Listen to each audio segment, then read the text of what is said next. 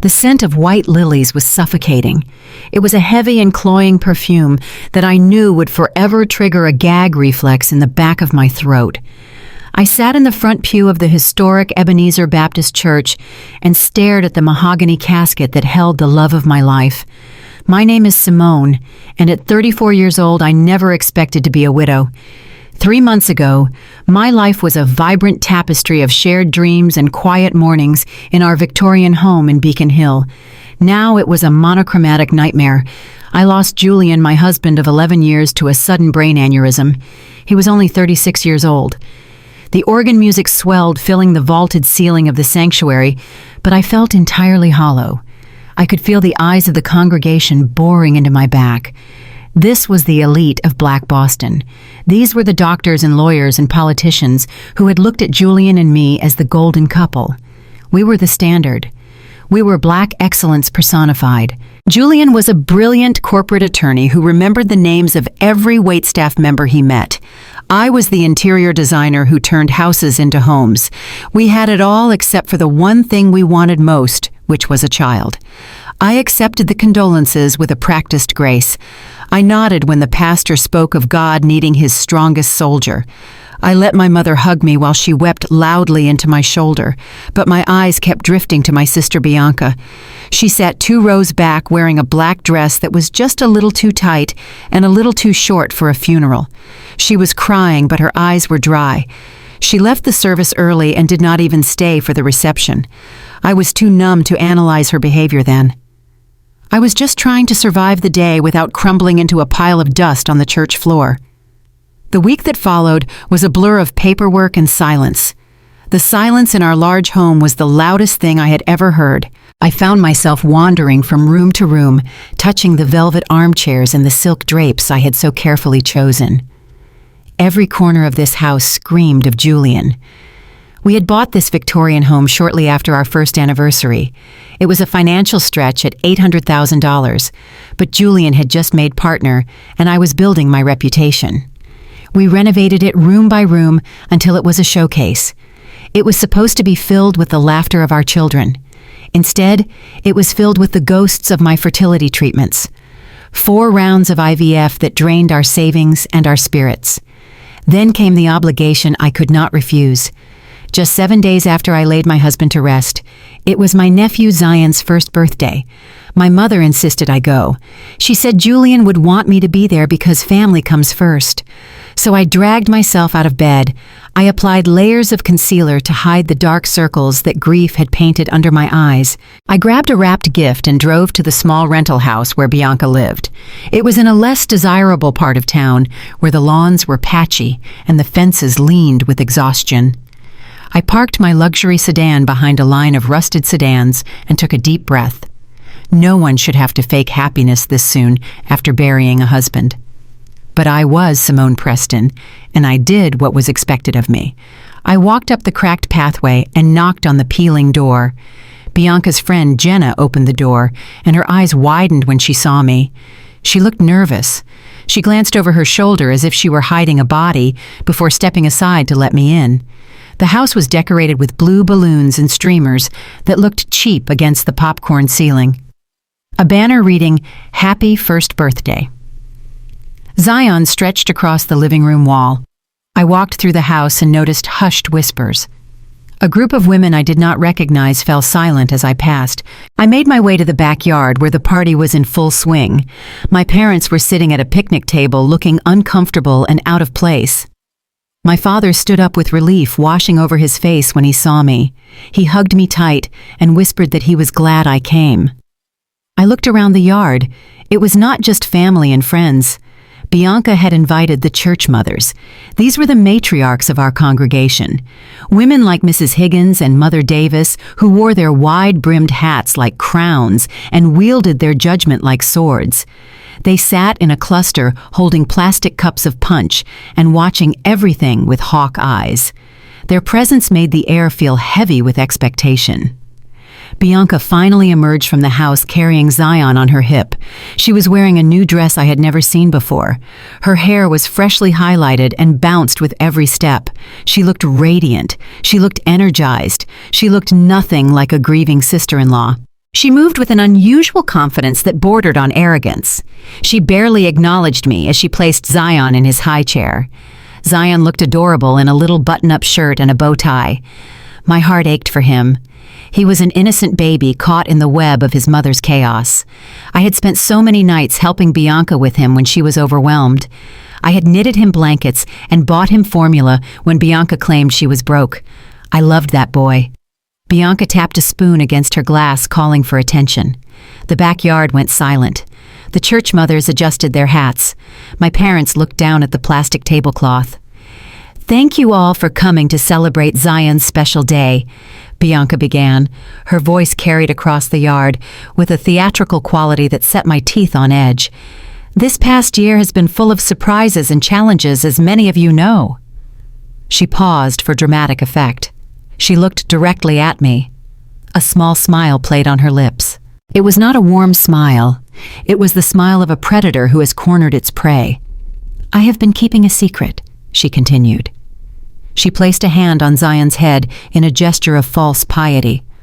"One that I can no longer hide, especially after the tragedy we have all just suffered. Zion is not Darius's son. He is Julian's."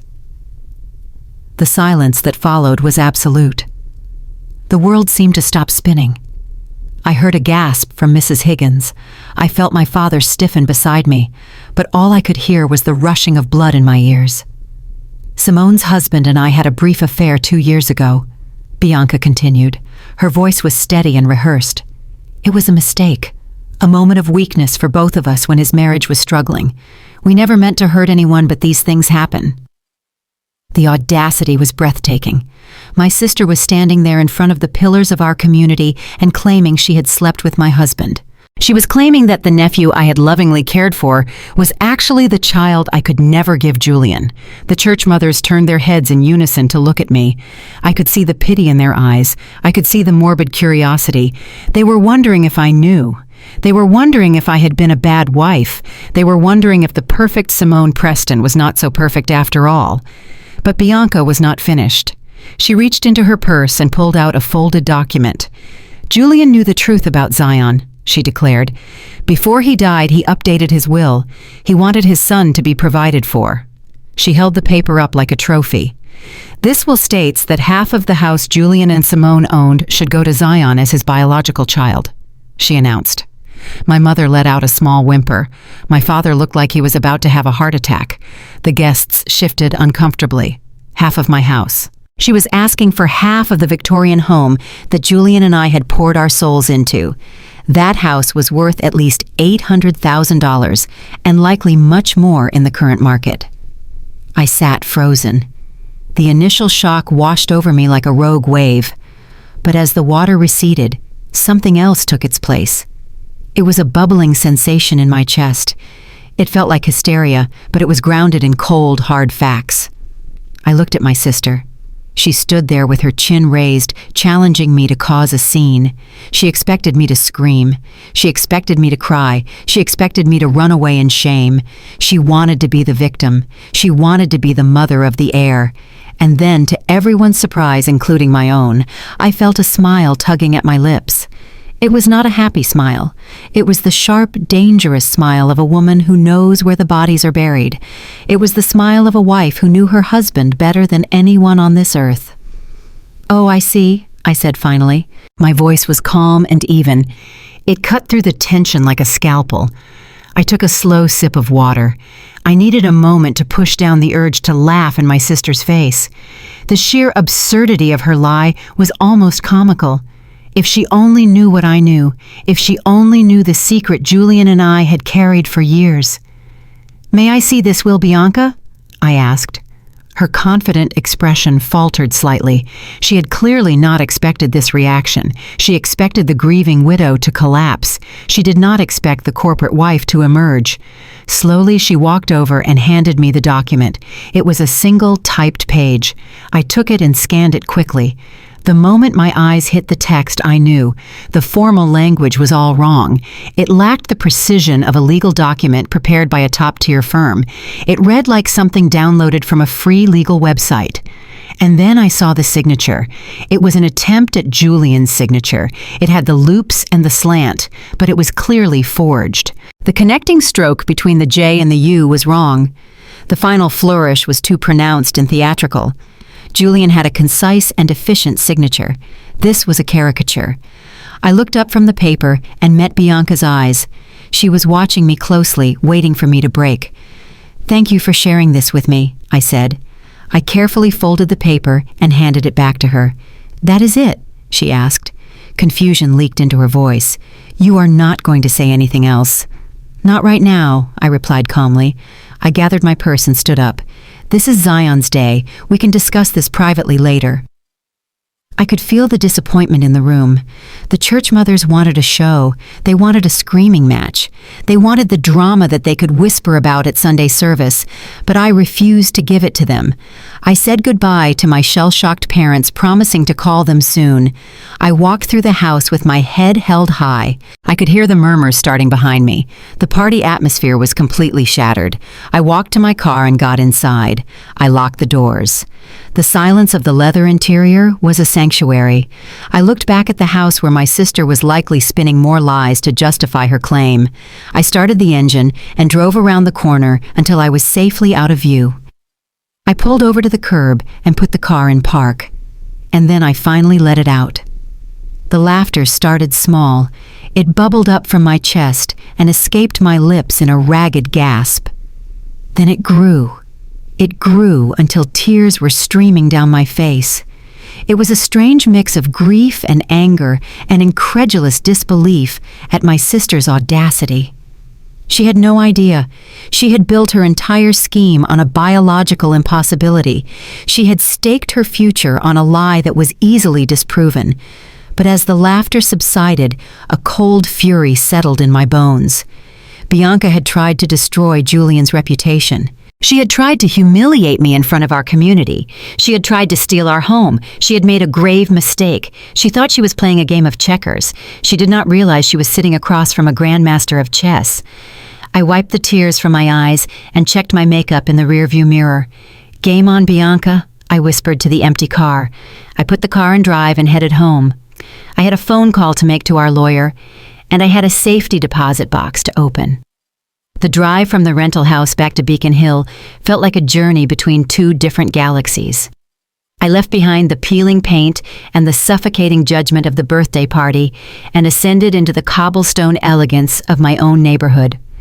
I pulled my car into the driveway of the Victorian home that Julian and I had restored with such painstaking love. The gas lamps flickered on the street and cast long dancing shadows against the brick facade. This house was supposed to be our sanctuary. It was supposed to be the fortress where we raised a family and built a legacy. Now it felt like a mausoleum. I unlocked the heavy oak door and stepped into the foyer.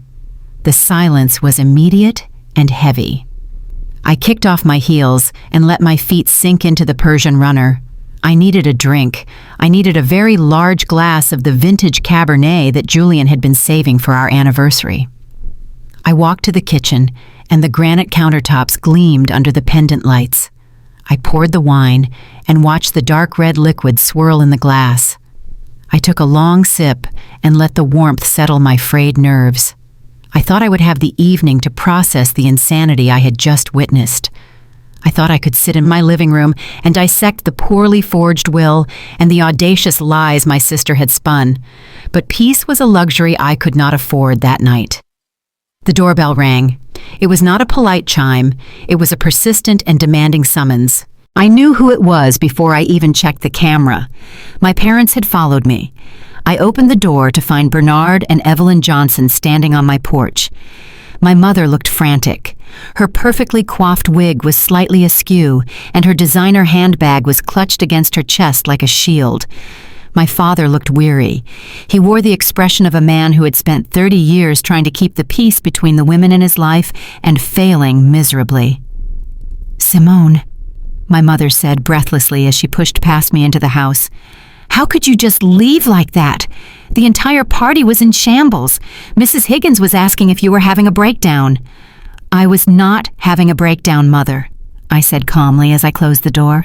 I was refusing to participate in a circus. Bianca accused my dead husband of infidelity and fraud in front of half the congregation. Did you expect me to stay and cut the cake? My father walked into the living room and sank into Julian's favorite leather armchair. He looked small in it. It was a lot to take in, he murmured, but you know how your sister is. She is dramatic. This is not drama, Dad, I countered. I remained standing and crossed my arms over my chest. This is criminal. She forged a will. She is trying to steal my home. My mother spun around. Her eyes were wide with that particular mix of fear and judgment that only a black mother concerned with respectability politics could master. We do not know that for sure, Simone. You barely looked at the paper, and even if the will is complicated, we cannot ignore the central issue. And what is the central issue? I asked. I took another sip of wine. The boy, my mother said. Her voice dropped to a whisper. Zion, look at him, Simone. He has Julian's nose. He has his eyes. If that baby is Julian's son, then he is all we have left of him. I felt a surge of bile rise in my throat. It took every ounce of my self-control not to scream. I knew for a fact that Zion was not Julian's son. I knew it with the certainty of science and biology, but I could not tell them yet. I needed the physical proof from the safety deposit box. I needed to trap Bianca in her own lie. If I told them now without the documents, they would just say I was in denial. They would say I was a bitter, barren woman refusing to accept her husband's love child. Julian did not cheat on me, I said firmly. I know my husband. Men have needs, my mother said dismissively. She waved her hand as if sweeping away my 11 years of marriage. And you know how hard it was for you two, the stress of the fertility treatments, the disappointment. Maybe he sought comfort elsewhere. It happens. It does not mean he did not love you. I am not having this conversation, I said. Why are you here if you want to support Bianca and her lies? You can go back to her house. My father cleared his throat. He leaned forward and clasped his hands together. We are here because there is a problem, a big problem. Bianca is being evicted, my mother blurted out. I stared at them. What? The landlord filed the papers last week, my father explained. She is 4 months behind on rent. She has to be out by tomorrow evening or the sheriff will come to remove her things. She told us after you left, my mother added. Tears began to well up in her eyes. She was sobbing Simone. She has nowhere to go. She has no money. And she has a baby with a heart condition. Do you know what the stress of a shelter would do to Zion? I walked over to the window and looked out at the street. I saw a neighbor walking a dog. I saw the gas lamps burning steadily. Inside my house, everything was secure. Everything was paid for. Outside, my sister was drowning in a mess of her own making. She is 30 years old, I said to the glass. She needs to figure it out. She can stay with you. We live in a 2-bedroom condo in a 55 and over community, my mother snapped. We cannot have a crying baby there. It is against the bylaws. You know that. Then she can go to a motel, I said.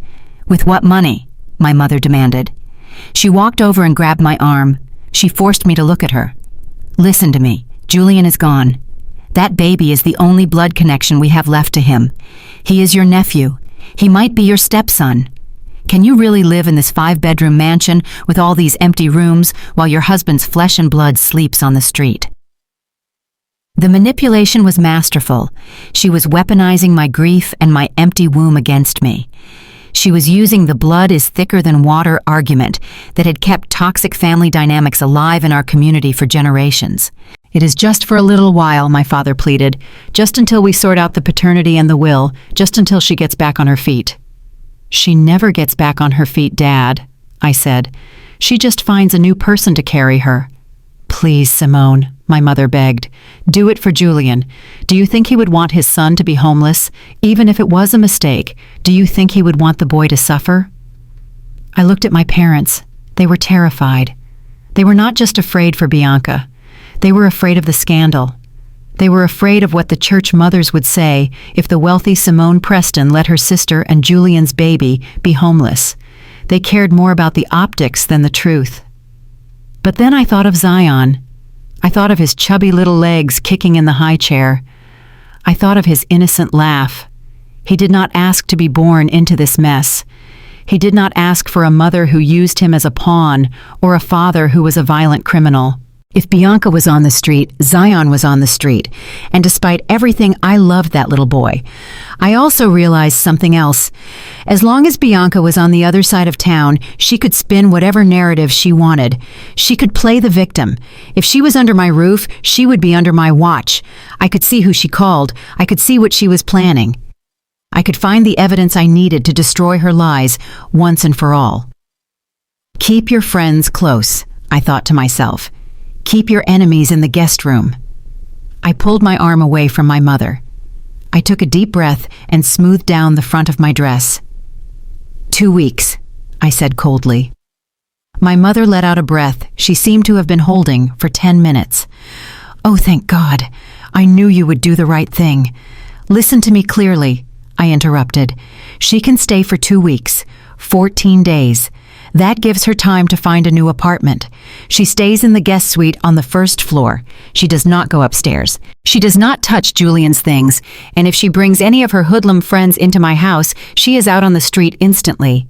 Do you understand? Of course, my father said quickly. He stood up and looked relieved. That is more than generous. We will tell her. We will help her pack. And Mom, I said as they turned to leave, do not think for 1 second that I believe her story. I am doing this for Zion, only for Zion. My mother paused at the door. She looked at me with a mixture of pity and frustration. You will see, Simone. When you spend time with the boy, you will see Julian in him. The heart knows what the heart knows. She closed the door behind her. I locked it and leaned my forehead against the cool wood. My heart was pounding a frantic rhythm against my ribs. I had just invited the wolf into the sheepfold. I had just invited the woman who was trying to destroy my life to sleep down the hall from me. I walked back to the kitchen and poured the rest of the wine down the sink. I needed a clear head. The invasion was beginning tomorrow. I had to be ready. I went upstairs to the master bedroom. It still smelled like sandalwood and cedar. Julian's scent. I sat on the edge of the bed and looked at the empty pillow beside me. I am sorry, baby, I whispered to the empty room.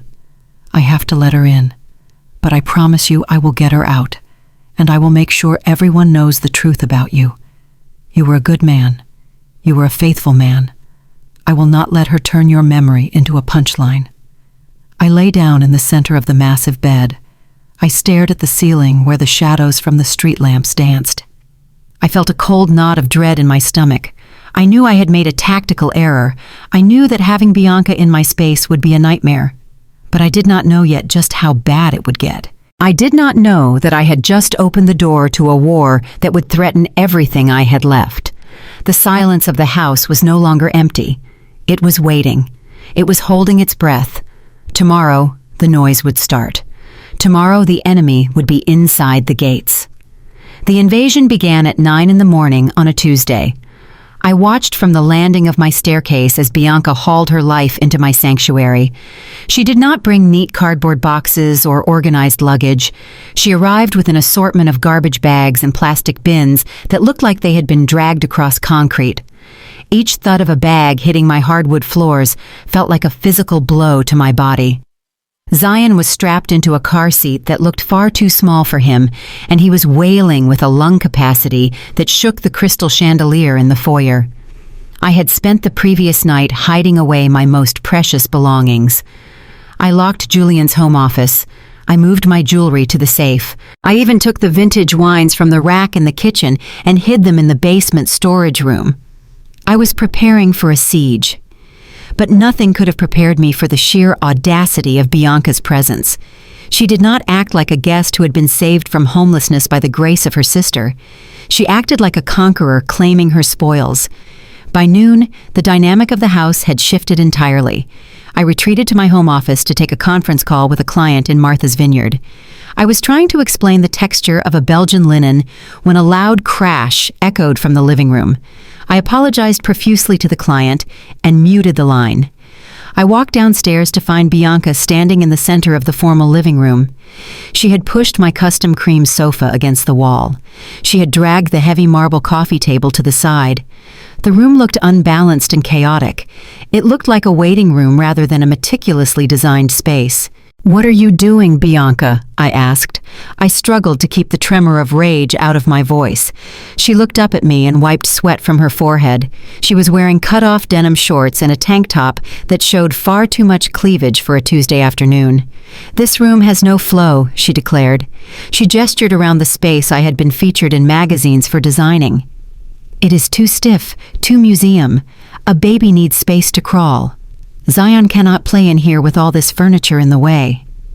"This is a formal living room," I said. "Zion has the entire den and the sunroom to play in. Put my furniture back." "Relax, Simone," she scoffed. She flopped down onto the sofa I strictly forbade eating on. "It is half Zion's house anyway, right? The will said he owns 50%, so technically I can decorate 50% of the room however I want." The reference to the forged will made my blood boil. She was marking her territory. She was testing me. She wanted to see if I would snap. She wanted me to scream so she could run to our parents and say I was being cruel to the mother of Julian's child. "The will has not been probated," I said coldly. "Until a judge speaks, this is my house. And in my house, we respect the design. Put it back, or you can explain to Mom why you are sleeping at a motel tonight." I turned on my heel and walked away.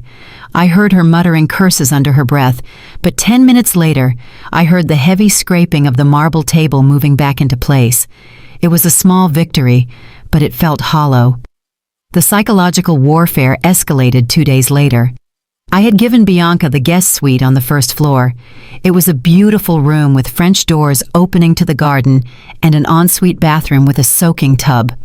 I went in there while she was out meeting a friend to collect some towels for the wash. I knew I was snooping. I told myself I was just doing housekeeping, but in reality I was looking for cracks in her armor. I walked into the bathroom, and the smell hit me. It was cheap vanilla body spray mixed with the sour scent of unwashed laundry. Her makeup was exploded across the pristine white vanity. Powders and creams stained the marble.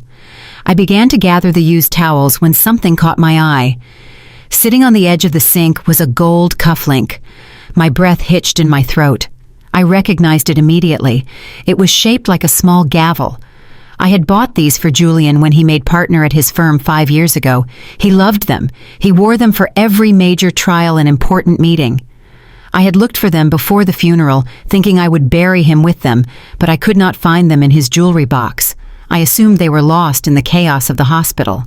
I picked up the cold metal. Why did Bianca have this? "Looking for something?" a voice said from the doorway. I jumped and spun around. Bianca was leaning against the doorframe. She was holding Zion on her hip and watching me with a smirk that made my skin crawl. "Where did you get this?" I demanded. I held up the cufflink. "Oh, that," she said casually. She walked past me and turned on the faucet to wash Zion's hands. "Julian left it at my place a while ago. He was always leaving things over there. He was so forgetful when he was relaxed." The implication hung in the air like toxic smoke. She was suggesting he was comfortable enough at her apartment to take off his clothes and leave accessories behind. "That is a lie," I said. "Julian has not been to your apartment in 3 years." "That is what he told you," she replied softly. She dried Zion's hands with one of my monogrammed towels. "He told you a lot of things, Simone. He wanted to protect your feelings. He knew how fragile you were about the whole infertility thing." "Stop it," I whispered. "I'm just saying," she continued. She reached into her makeup bag and pulled out a crumpled piece of paper. She tossed it onto the counter next to the cufflink. "I found this in my old purse the other day. Brought back memories." I looked down. It was a receipt from the Mandarin Oriental Hotel. It was dated 2 years ago, October 14th. My mind raced. October 14th. That was the week Julian went to Chicago for a conference, or at least that was what he told me. I stared at the receipt. It was for a room service dinner for two. Champagne. Oysters. The total was over $400. He did not go to Chicago, Bianca said. She leaned in close, and I could smell the peppermint gum on her breath. He stayed here. With me. We had a staycation. It was the night Zion was made. I felt the room spin. Logically, I knew it was impossible. I knew about the vasectomy. I knew about the medical records in the safety deposit box. Julian could not have fathered a child. But the receipt was real. The cufflink was real. A tiny fracture appeared in my conviction. What if the vasectomy was only part of the story? What if he did sleep with her even if he could not get her pregnant? What if he loved her? What if the man I mourned was a stranger? "Get out," I said. My voice was trembling. "It is my room," she laughed. "Remember." I fled the room. I ran upstairs to my bedroom and locked the door. I sat on the floor clutching the cufflink so hard it cut into my palm. This was her game. She was gaslighting me. She was planting seeds of doubt to break my spirit so I would just give up the house to make the pain stop. I had to stay strong. I had to trust Julian. But looking at that receipt, a cold worm of fear wriggled in my gut. The breaking point came on Saturday. I had spent the day at the foundation trying to focus on the scholarship fund we were setting up in Julian's name. I needed to be away from the house. I needed to be around people who respected me and remembered Julian as a hero. I drove home around 10 in the evening. As I turned onto my street, I heard the bass. It was a deep, rhythmic thumping that vibrated the windows of my car. I saw flashing lights. I saw cars parked on my lawn. My stomach dropped. I pulled into the driveway and saw that my home had been transformed into a nightclub. The front door was wide open. Smoke was billowing out. Not just cigarette smoke. The distinct, pungent smell of marijuana hung heavy in the humid night air. I got out of the car and marched up the steps. Strangers were sitting on my porch steps drinking from red plastic cups. A girl with bright pink hair was ashing her cigarette into one of my potted hydrangeas. "Who are you?" I snapped. "Get off my property." She looked at me with glazed eyes. "Chill, lady. Bianca invited us. It is a housewarming." I pushed past her and entered the house. The sight that greeted me made me want to weep. My pristine foyer was crowded with bodies. The music was deafening. It was trap music with lyrics so vulgar they made me cringe. People were dancing in my living room. Someone had spilled a dark liquid on the Persian runner. A man was sitting on the antique console table that Julian's grandmother had left him. "Bianca!" I screamed. My voice was lost in the noise. I fought my way through the crowd. I went to the stereo system and yanked the cord out of the wall. The music died instantly. "Hey!" someone shouted. "Turn that back on!" "Get out!" I screamed. I turned to face the room. I was shaking with rage. "Everyone get out of my house right now or I am calling the police." "Whoa, whoa, whoa!" Bianca's voice cut through the murmurs. She descended the stairs like she was royalty. She was wearing a sequined dress and holding a bottle of champagne. My champagne. The Dom Perignon we had saved for our 10th anniversary. "You are killing the vibe, Simone," she slurred. She looked drunk. "These are my friends. I am allowed to have friends over." "You are destroying my home," I hissed. I pointed at the man on the console table. "Get off that table, you—" I pointed to a couple grinding against the wall. "Get out." "You are such a snob," Bianca sneered. Her face twisted into a mask of ugliness. "You think you are better than everyone because you married a rich lawyer, but you are just a lonely, bitter woman in a big, empty house. At least I know how to live." "You have 5 minutes," I said. My voice was deadly calm now. "If this house is not empty in 5 minutes, I am calling the precinct. And since I know half of your friends probably have warrants, I suggest you tell them to run." The threat worked. The mention of police made the crowd disperse like cockroaches when the light turns on. Within minutes, the house was silent again. But the damage was done. The air smelled of weed and stale beer. There were rings on my mahogany tables. There was mud on my floors. I stood in the wreckage of my living room. Bianca stood at the bottom of the stairs, clutching the empty champagne bottle. She looked defiant, but I could see a flicker of fear in her eyes. "You embarrassed me," she whispered. "You embarrassed yourself," I replied. "And Bianca, if you ever disrespect Julian's memory like this again, I will throw you out myself, eviction notice or not." I walked past her. I felt dirty. I felt violated. My home was no longer safe. The enemy was not just at the gates. She was drinking my wine and poisoning my air. I went to my room and barricaded the door. I looked at the cufflink on my nightstand. I needed to end this. I needed to find the truth about Darius. I needed to open that safety deposit box, and I needed to do it before she burned my entire life to the ground. The atmosphere in my house shifted from chaotic to conspiratorial. I began to notice a new face lurking around the property. He was not one of the rough street characters from the party. He was a man named Desmond.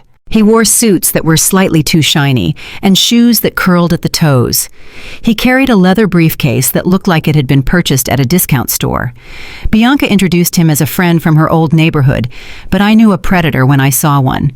Desmond had the shifting eyes of a man who looked for unlocked doors and unattended purses. I found them sitting at my kitchen island on a Thursday morning. They were huddled over a stack of papers that they quickly covered when I entered to make my coffee. "Good morning, Simone," Desmond said with a smile that showed too much gum. "Beautiful home you have here, truly magnificent. It must have cost a fortune to maintain." "It is none of your business what it costs," I replied. I did not look at him. I focused on the coffee machine. "And I do not recall inviting you for breakfast." "Desmond is helping me," Bianca said. She took a bite of a croissant that I had bought from the French bakery down the street. "He is a paralegal. He is helping me understand my rights regarding the estate, since you and your high-priced lawyer seem to be stalling." "We are not stalling," I said. "We are following the law. Probate takes time, especially when the claim is based on a napkin and a prayer." "We will see about that," Desmond said. He stood up and buttoned his jacket. "The law protects the rights of the child, Mrs. Preston, and it protects the assets that rightfully belong to that child. You might find that the courts move faster than you think when a minor is at risk of being defrauded." I laughed. It was a cold, sharp sound. "Defrauded. That is a rich word coming from you. Please finish your coffee and leave my house." Desmond picked up his briefcase. He gave Bianca a meaningful look before walking out the back door. I watched him go. I felt a prickle of unease on the back of my neck. They were planning something. They were not just waiting for a paternity test. They were making a move. I did not realize how devastating that move would be until 3 hours later. I was scheduled to have lunch with Mrs. Althea Vance. She was the matriarch of one of the wealthiest black families in Massachusetts. Her husband was a retired judge, and she was the head of the Preservation Society. Landing the contract to redesign their summer estate in Martha's Vineyard would be the biggest commission of my career. It was the kind of job that would secure my firm's reputation for the next decade. We met at Grill 23 on Berkeley Street. The restaurant was buzzing with the power lunch crowd. I wore my best tailored suit and my diamond studs. I needed to project stability. I needed Mrs. Vance to see me as the capable professional I was, and not the grieving widow with the scandalous sister. The lunch went perfectly. We discussed color palettes and custom millwork. Mrs. Vance was charmed. She laughed at my jokes and nodded at my suggestions. By the time the dessert menu arrived, she was talking about timelines and budgets. "I think you are the right woman for the job." "Simone," she said. She dabbed her mouth with a linen napkin. "Julian always spoke so highly of your talent. He would be proud to see you carrying on so strong." "Thank you, Mrs. Vance," I said. "That means the world to me." The waiter arrived with the bill. I reached for it quickly. "Please," I said. "This is on me, a celebration of our new partnership." I placed my Platinum American Express card on the black tray. I smiled at the waiter. I felt triumphant. I had held it together. I had secured the bag. The waiter walked away. I continued to chat with Mrs. Vance about the benefits of importing marble from Italy versus sourcing it locally. 5 minutes passed. Then 10. The waiter returned. He did not have the receipt. He was holding my card with 2 hands and looking at the floor. "I am so sorry, Mrs. Preston," he whispered. He leaned down so only I could hear. The card was declined. I felt the blood drain from my face. "That is impossible," I whispered back. "There is no limit on that card. Please try it again." "I did, ma'am," he said. He looked pained. "I tried it 3 times. The system says strictly declined. Do you have another form of payment?" My hands were trembling as I reached into my purse. I pulled out my Visa business card. "Use this one," I said. "It must be a chip error." The waiter took the card and walked away quickly. Mrs. Vance was looking at me. Her expression had shifted from admiration to concern. "Is everything all right, dear?" she asked. "Fine," I lied. My voice sounded thin and brittle. "Just a bank glitch. You know how technology is." The waiter returned 2 minutes later. He looked like he wanted to vanish into the floor. "I am terribly sorry," he said. "This one was declined as well. The code says refer to issuer. It means the account is frozen." The silence at the table was deafening. I could feel the eyes of the other patrons on us. I could feel the heat rising up my neck and burning my cheeks. I was Simone Preston. I paid my bills in full every month. I had perfect credit. I had never been declined for anything in my life. Mrs. Vance sighed. It was a heavy sound filled with pity. She reached into her handbag and pulled out her own card. "Put it on this," she told the waiter. "No, Mrs. Vance, please," I stammered. "I can call the bank. I can fix this." "It is fine, Simone," she said. Her voice was cool now. The warmth was gone. "We can settle up later. It seems you have some personal matters to attend to." She paid the bill. The transaction was approved instantly. She stood up and smoothed her skirt. "I think we should put a pin in the project for now," she said. She looked at me with eyes that were no longer friendly. They were assessing. They were judging. "Stability is very important for a project of this magnitude. You seem to be under a great deal of stress. Perhaps we can talk again in 6 months." "Mrs. Vance, wait," I pleaded. I stood up, but my legs felt weak. "Take care of yourself, dear," she said. And then she walked out. She took the contract with her. She took my reputation with her. I sat back down in the leather booth. I felt like I had been punched in the stomach. I pulled out my phone and called Mr. Vernon. My hands were shaking so hard I could barely hit the buttons. "What is happening?" I demanded the moment he answered. "My cards are declined. Mrs. Vance just walked out on me. Why are my accounts frozen?" Mr. Vernon sounded grave. "I was just about to call you Simone. We just received notice from the court. Bianca's legal representation filed an emergency motion this morning." "Desmond," I spat the name out. "They filed a lis pendens and a request to freeze all estate assets to prevent dissipation," Mr. Vernon explained. "They claimed that you were spending recklessly and endangering the inheritance of the minor child. Because the house and the primary accounts were in both yours and Julian's names, the judge granted a temporary freeze until the hearing next week." "They claimed I was spending recklessly," I repeated. I felt a laugh bubbling up, but it was a hysterical, dangerous sound. "I am paying the mortgage. I am paying the bills. I am feeding her." "I know, Simone," Mr. Vernon said soothingly. "We will fight this. We will get it overturned. But until the hearing, your joint accounts are locked. You only have access to accounts solely in your name that were opened prior to the marriage, if you have any." I did not. We shared everything. Julian and I were a team. "Fix this," I said. "Fix this now." I hung up. I did not scream. I was beyond screaming. I was in a place of cold, calculating fury. I drove home. I did not obey the speed limit. I tore through the streets of Boston like an avenging angel. I pulled into my driveway and slammed the car door. I walked into the house. Bianca was in the living room.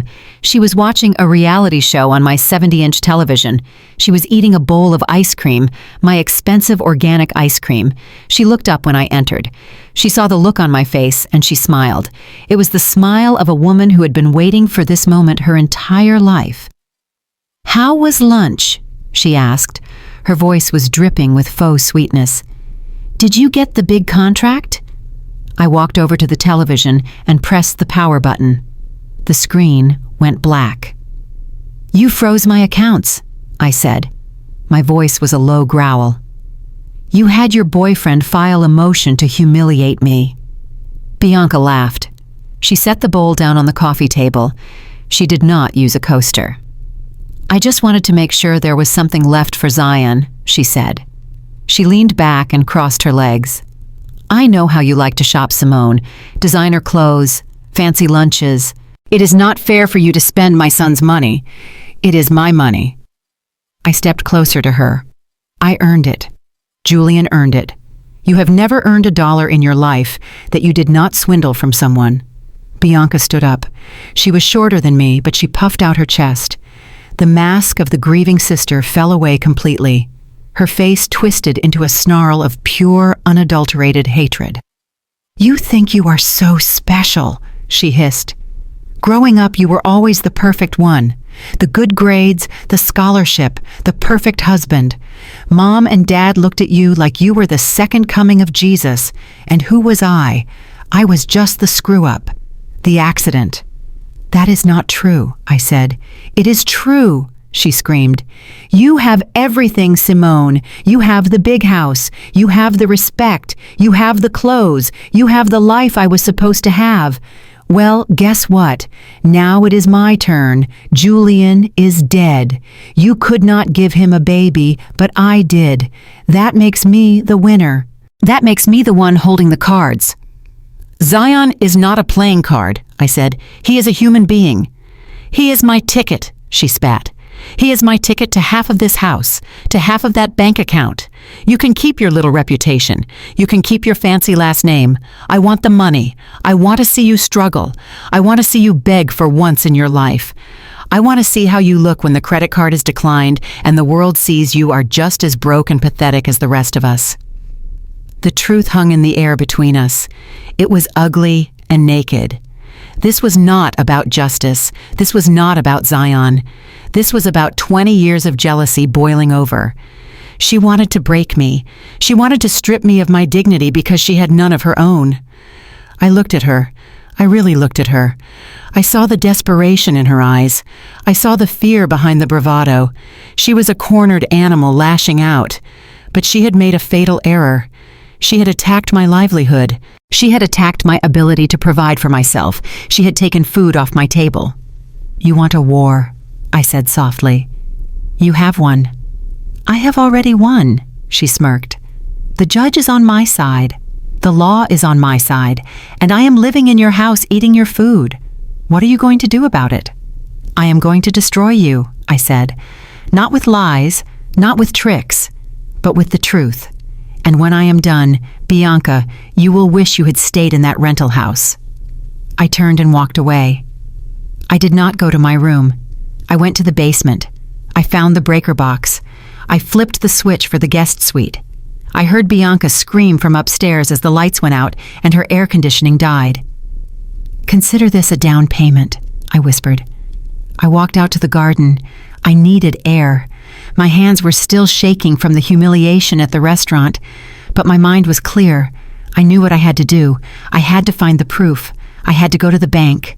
I had to open the box. The freeze was on. But the fire was just getting started.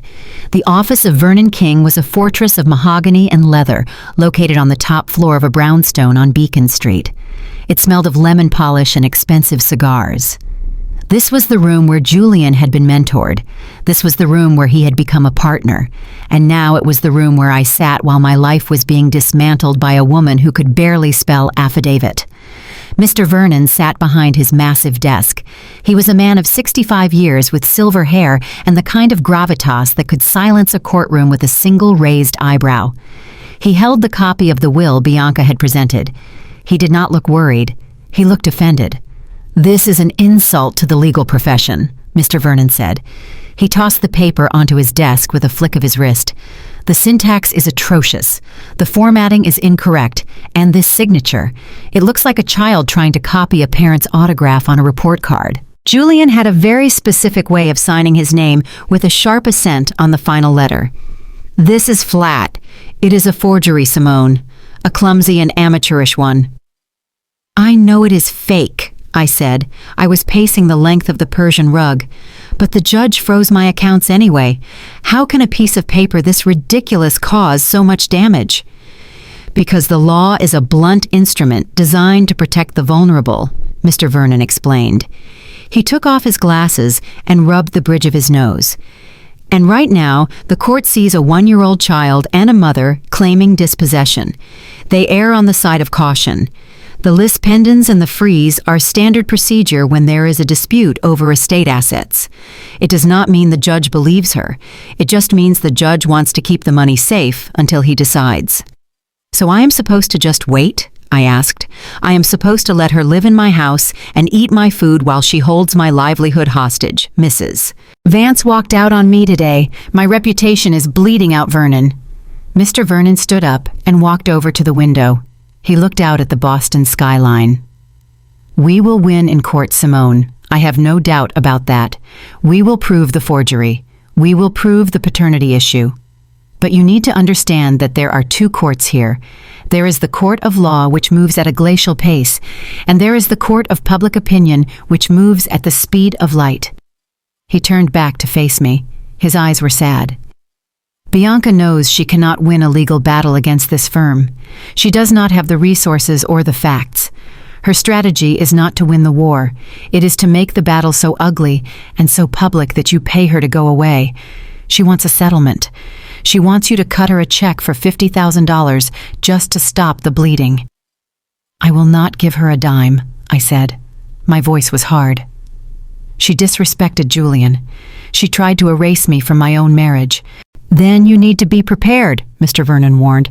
She will escalate. She will go to the press. She will tell everyone who will listen that the wealthy widow is starving her husband's love child. You need to hold the line, Simone. But you also need to be careful. A cornered animal is dangerous, and right now she feels like she is winning. I left his office with a renewed sense of purpose, but also a heavy dose of reality. The legal system would save me eventually, but it would not save me today. I needed to know what Bianca was really up to. I needed to know why she was so desperate. That night the house was quiet. I had restored the power to the guest suite because my father had called me in a panic, begging me to be reasonable. I agreed only to keep the peace, but the silence in the house felt heavy and charged. It was 2 a.m. when I woke up. I was thirsty. The stress had left my mouth feeling like cotton. I slipped out of bed and walked silently down the hallway. Eat.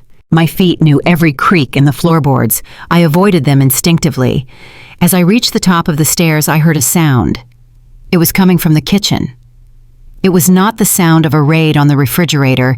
It was a voice. I froze. I moved to the railing and looked down into the foyer. A sliver of light was coming from the kitchen. I crept down the stairs, my silk robe trailing silently behind me. I stopped just outside the kitchen doorway and pressed my back against the wall. It was Bianca. She was on the phone. Her voice was not the loud, brash tone she used with me. It was a whisper, a terrified, frantic whisper. "I am trying," she hissed into the phone. "I told you I just need a few more days. The accounts are frozen. I cannot get cash out yet." There was a pause as the person on the other end spoke. I could not hear them, but I could hear Bianca's breathing. It was ragged and fast. "Please do not come here," she begged. Her voice cracked. "My sister is crazy. She has cameras everywhere. If you come here, it will blow the whole thing. I will get you the money. I promise. 7,000 by Friday. Just give me until Friday." Another pause. "No," Bianca whimpered. "Leave Zion out of this. He is just a baby. You promised you would not touch him. If you hurt him, I will—" She stopped. The threat died in her throat. "Okay," she whispered. She sounded defeated. She sounded small. "Friday. I will get it. I swear." She hung up the phone. I heard the sound of her sliding down the cabinets to the floor. I heard the muffled sound of her sobbing into her hands. I stood in the dark hallway, and my heart hammered against my ribs. This was not credit card debt. This was not a student loan or a car payment. You do not beg a bank not to hurt your baby. You do not promise a credit card company cash by Friday to keep them away. This was street debt. This was the kind of debt that came with broken kneecaps and house fires. I backed away slowly. I crept back up the stairs one painful step at a time. When I reached my bedroom, I locked the door and leaned against it. My sister was not just greedy, she was in trouble, deep trouble. She owed money to dangerous people. And by bringing her into my home, I had brought those dangerous people to my doorstep. Zion was not just a pawn in a legal game. He was leverage in a criminal one. I realized then that I could not just wait for Mr. Vernon to file motions. I needed to go on the offensive. I needed to know exactly who she owed and how deep the rot went. The next morning I called the number Mr. Vernon had given me. It was for a man named Ronnie. He was a former detective who now worked as a private investigator. He was known for being expensive and discreet. We met at a diner in South Boston. It was a place where the coffee was strong and the waitress called everyone honey. Ronnie was sitting in a back booth. He was a large man with skin the color of deep mahogany and eyes that had seen everything the city had to try to hide. He wore a leather jacket and tapped a pen against a yellow legal pad. "Mrs. Preston," he said. He did not stand up. He just nodded at the empty seat across from him. "Vernon tells me you have a pest problem." "It is more than a pest," I said. I slid into the booth. "It is an infestation. My sister has moved into my home. She is claiming her son is my late husband's child. She has frozen my assets." Ronnie whistled low. "That is a bold move. Usually they wait for the DNA test before they go for the bank accounts." "She is desperate," I said. I leaned in close. "I overheard a phone call last night. She owes money, serious money. She was begging someone not to hurt her son. She promised $7,000 by Friday." Ronnie stopped tapping his pen. His expression shifted from casual interest to professional alertness. 7,000 is a specific number, and threatening a kid is a specific kind of low life. That sounds like gambling debt or drugs, maybe a loan shark. "I need you to find out," I said. "I need you to dig into her life, Ronnie. I want to know everything. I want to know who she owes. I want to know about her employment history. I want to know about her friends." "And the father?" Ronnie asked. "The real one." "His name is Darius," I said. "Or at least that is who she was dating when she got pregnant. He was a bartender, bad news, tattoos, motorcycle, the whole cliché." "I will find him," Ronnie said. He wrote the name down. "If he is in the system, I will find him. If he is on the street, I will find him." "There is one more thing," I said. "She has a new friend helping her, a paralegal named Desmond, slippery, cheap suits. He helped her file the motions." Ronnie chuckled. "Desmond Little, I know him. He is a bottom feeder. He chases ambulances and hangs around the courthouse looking for desperate people. If he is involved, this is definitely a shakedown." "I want proof, Ronnie," I said.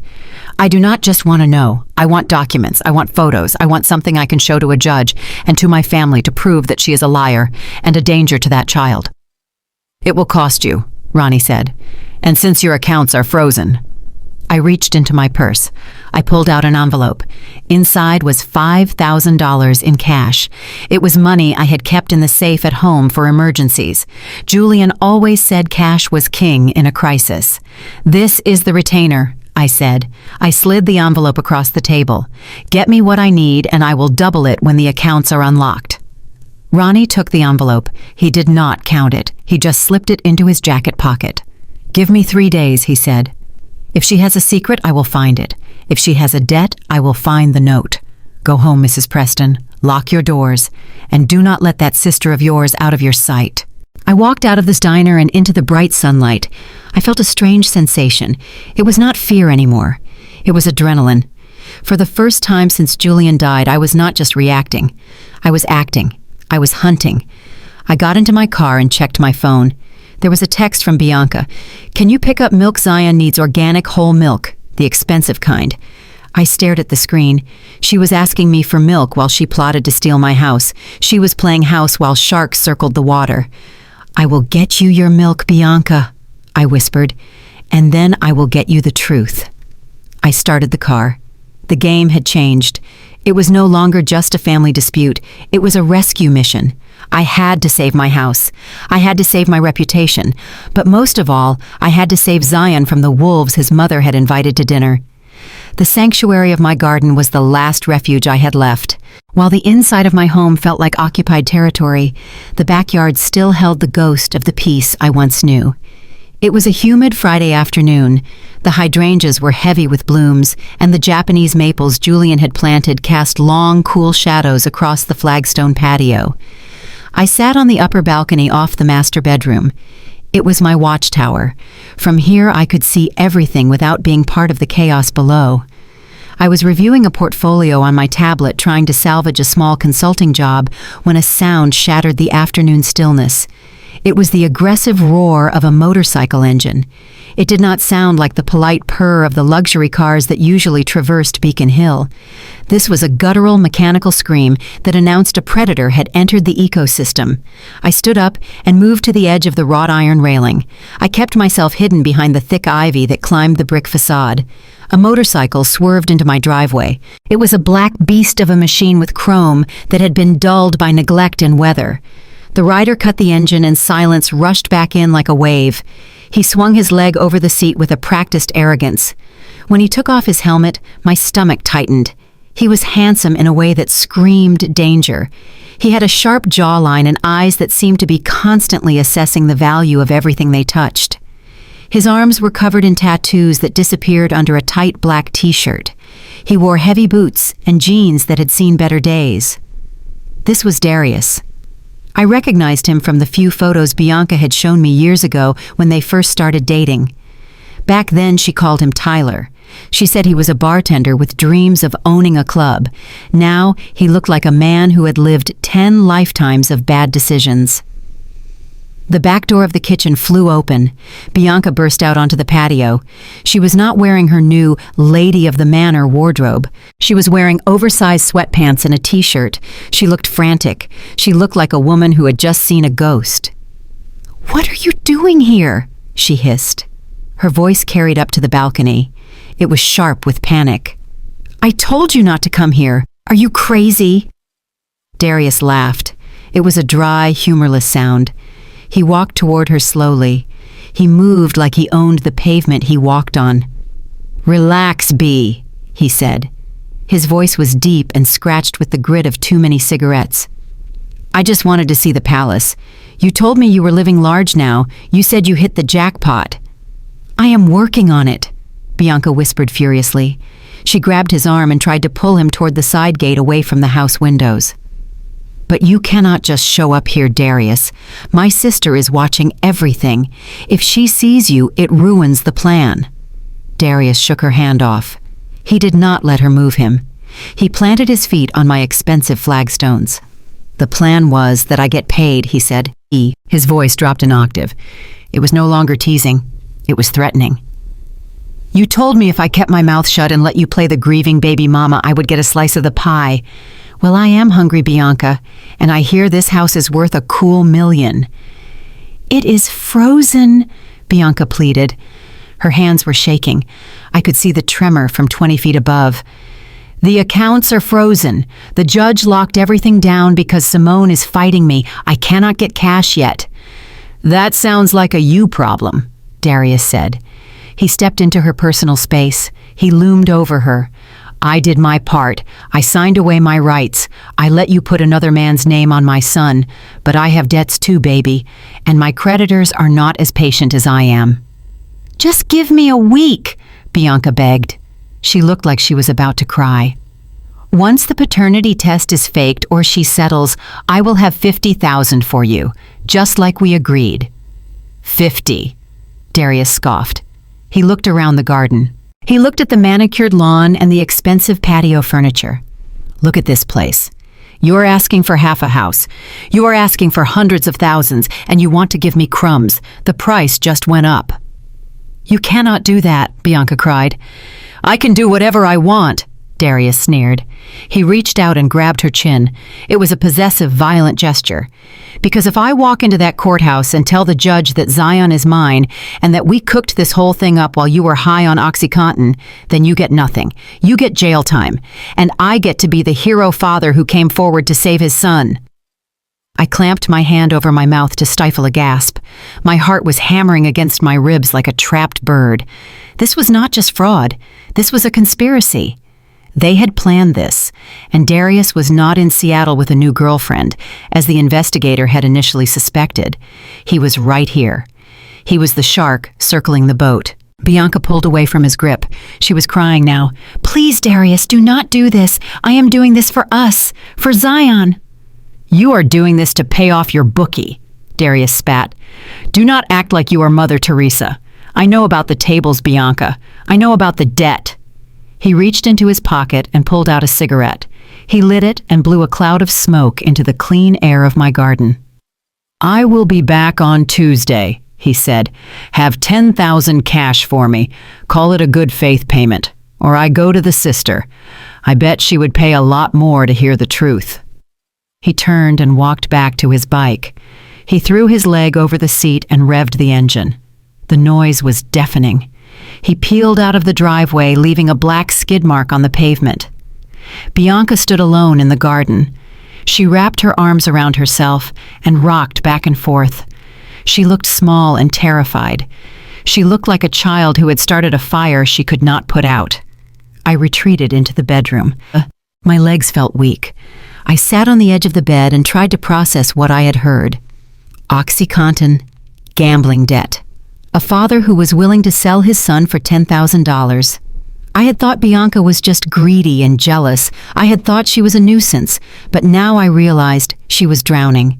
And in her panic to save herself, she had invited a monster into our lives. Zion was in the middle of this. He was the currency they were trading.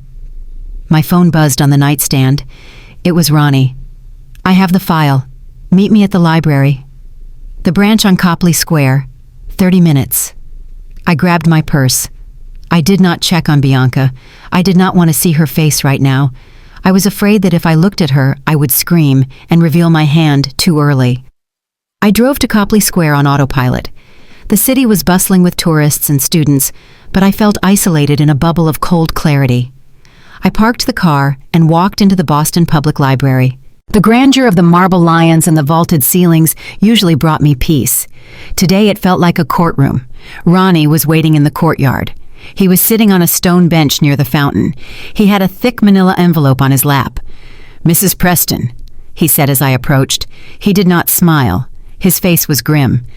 "You were right to be worried. This is worse than we thought." I sat down next to him. "Tell me." Ronnie opened the envelope and pulled out a stack of documents. He handed me the first one. It was a credit report, but it was filled with red ink. "Your sister is underwater," Ronnie said. "But not just credit cards. I found a judgment from a casino in Connecticut. She owes them $25,000. But that is the legal debt. The street debt is the real problem." He handed me a grainy photograph. It showed Bianca handing an envelope to a man in a parked car. "I tapped some sources in her old neighborhood," Ronnie continued. "She has been running a poker game out of her basement for 2 years. But she does not just run it. She plays, and she loses. She borrowed money from a loan shark named Silas. He is not a banker, Mrs. Preston. He breaks legs for a living. The word on the street is she owes him $50,000. That brings her total debt to $75,000. $75,000, I whispered. It was a staggering amount for someone with no job and no assets. That explains why she needs the house. She needs a lump sum. "She is on a clock," Ronnie said. "Silas does not do payment plans. He wants his money or he takes collateral." "And Darius?" I asked. "I saw him today. He was at my house." Ronnie nodded. He pulled out a rap sheet. It was 3 pages long. "Darius Martin," Ronnie read. "Assault and battery, grand theft auto, possession with intent to distribute, and 2 active warrants in New Hampshire for unpaid child support. He has 3 other kids by 3 different women. He has never paid a dime for any of them." He pointed to a specific line on the report. "Domestic violence charge 3 years ago," Ronnie said. "He broke his ex-girlfriend's jaw because she looked at another man. The charges were dropped because she was too scared to testify." I felt a chill run down my spine that had nothing to do with the library's air conditioning. "He threatened Bianca today," I said. "He grabbed her face. He said if she did not give him money, he would tell everyone the truth about the paternity." "He is squeezing her," Ronnie said. "He knows she is desperate. He smells the money." "But Zion," I said. My voice trembled. "Zion is in the house with her. If Darius comes back, If this loan shark comes looking for his money... The kid is in the blast zone, Ronnie confirmed. These guys do not care about collateral damage. If they come for Bianca, they go through whatever is in their way. I looked at the documents in my lap. The numbers and the criminal charges blurred together into a horrifying picture. My nephew was living with a mother who was a gambling addict and being hunted by the mob. His father was a violent criminal who saw him as a winning lottery ticket, and I was the only thing standing between Zion and total destruction. What do I do, Ronnie? I asked. I cannot call the police yet. If I do, they might take Zion and put him in foster care while they investigate Bianca for fraud. I cannot lose him to the system. You need leverage, Ronnie said. You have the truth about the paternity, but you need more. You need to catch them in the act. You need to prove she is unfit, so you can get emergency custody when the hammer drops. I have the vasectomy records, I said, and now I have this. It is a start, Ronnie said, but be careful. When people like Darius get desperate, they get dangerous. Do not confront him alone. And do not let Bianca know you know about the debt. Let her think her secret is safe. Let her think she is still playing you. Why? I asked. Because if she knows you know, she might run, Ronnie said, and she will take the kid with her. And if she runs to Darius or to this Silas guy, that baby does not stand a chance. I nodded. I understood. I had to play the long game. I had to go back to that house and look my sister in the eye and pretend I did not know she was selling us out to criminals. Thank you, Ronnie, I said. I stood up. Keep digging. I want to know everything about this Silas character. If he comes near my house, I want to know his face. I walked back to my car. The weight of the envelope in my purse felt heavier than lead. I drove home slowly. When I pulled into the driveway, the sun was setting. The house looked beautiful and serene in the golden light, but I knew it was an illusion. Inside, there was a cancer growing. I walked into the kitchen. Bianca was feeding Zion in his high chair. She had changed back into her nice clothes. She had put on fresh makeup. She looked up at me and smiled. It was a tight, brittle smile. "Hey, sis," she said. "Did you have a good day? Did you get the milk?" I looked at her. I looked at the bruise forming on her chin where Darius had grabbed her. She had tried to cover it with concealer, but I could see the purple shadow. "Yes," I said. "I got the milk." I looked at Zion. He had spaghetti sauce on his face. He clapped his hands and giggled when he saw me. "Auntie," he babbled. My heart broke. He had no idea. He was sitting in the center of a war zone eating pasta.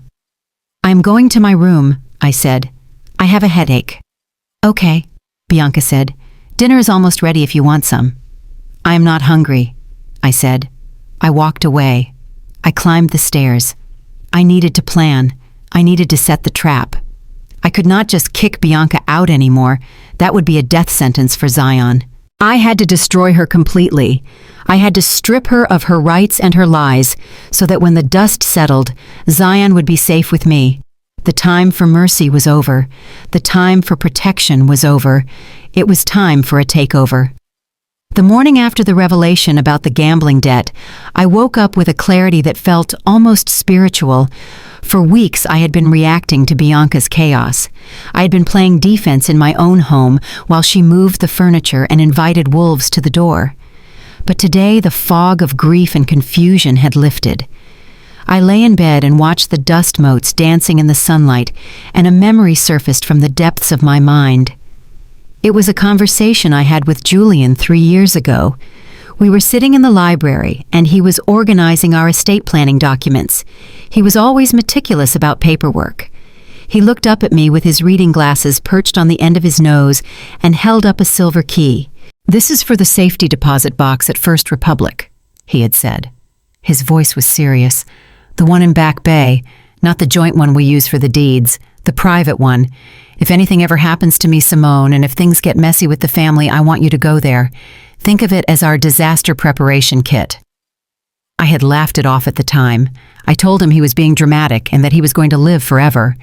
He just smiled that enigmatic smile of his and put the key in the bottom drawer of his nightstand. I threw off the covers and went to his nightstand. My hands trembled slightly as I pulled open the drawer. It was still there. Tucked underneath a stack of suspense novels was the small velvet pouch containing the silver key. I held it in my palm. It felt cold and heavy. It felt like a weapon. I dressed quickly in a black power suit. I needed armor today. I needed to feel like the successful businesswoman I was, and not the victim Bianca wanted me to be. I walked downstairs and found the house quiet. Bianca was still asleep in the guest suite, likely recovering from the stress of Darius's visit. Zion was in his playpen in the living room cooing at a stuffed elephant. I kissed Zion on his forehead. "I will be back soon, little man," I whispered, "and I am going to bring back the truth." The drive to Back Bay was a journey through the memories of my marriage. Every street corner held a ghost of Julian, but instead of making me sad, the memories fueled my determination. Julian was a protector. He was a man of logic and foresight. He would not have left me defenseless against his sister's madness. I parked the car and walked into the bank. The air inside was cool and smelled of old money and floor wax. It was a hushed sanctuary of wealth where problems were solved with signatures and wire transfers. The branch manager, Mr. Henderson, recognized me immediately. He came out from behind his glass-walled office with a look of genuine sympathy on his face. "Mrs. Preston," he said. He took my hand in both of his. I was so devastated to hear about Julian. He was a fine man, one of the best. "Thank you, Mr. Henderson," I said. "I need to access his private box, the one solely in his name that passes to me as the executor." "Of course," he said. "Right this way." He led me into the vault. It was a room of steel and silence, walls lined with metal drawers that held the secrets of Boston's elite. He used his master key, and I used the silver key from the velvet pouch. He pulled out the long metal box and carried it to a small private viewing room. "Take as long as you need," he said. He closed the door and left me alone. I sat at the wooden table and stared at the gray metal box. It looked innocuous. It looked like a simple storage container. But I knew that whatever was inside had the power to change everything. I took a deep breath and flipped the latch. The lid creaked open. Inside there were no diamonds or gold bars. There were only papers, stacks of neatly organized documents held together with binder clips. I reached for the first file. It was labeled simply medical. I opened it and began to read. The first page was a surgical report from Massachusetts General Hospital dated 2 years before Zion was conceived. I scanned the clinical language. Patient presented with grade 3 varicocele, significant pain and potential for vascular complications. Surgery recommended. And then I saw it, the paragraph that stopped my heart. Due to the extensive nature of the varicocele and the patient's history of fertility challenges, a bilateral vasectomy was performed during the procedure to prevent recurrence and further complications. Patient was counseled on the permanence of sterilization. I read the sentence 3 times. A vasectomy. Julian had a vasectomy 2 years before Bianca got pregnant. I let out a gasp that sounded like a sob. The receipt from the Mandarin Oriental, the cufflink on the sink, the tearful confession about the affair. It was all a lie. It was physically, biologically impossible for Julian to be Zion's father. I flipped through the rest of the file. There were follow-up reports, sperm count analysis confirming azospermia, 0 sperm. Julian was sterile. He had kept this private to protect his dignity and perhaps to protect me from the finality of our infertility journey, but he had kept the records. He had kept the proof. I reached for the second item in the box. It was a black leather journal. I recognized it as the one Julian used to carry in his briefcase.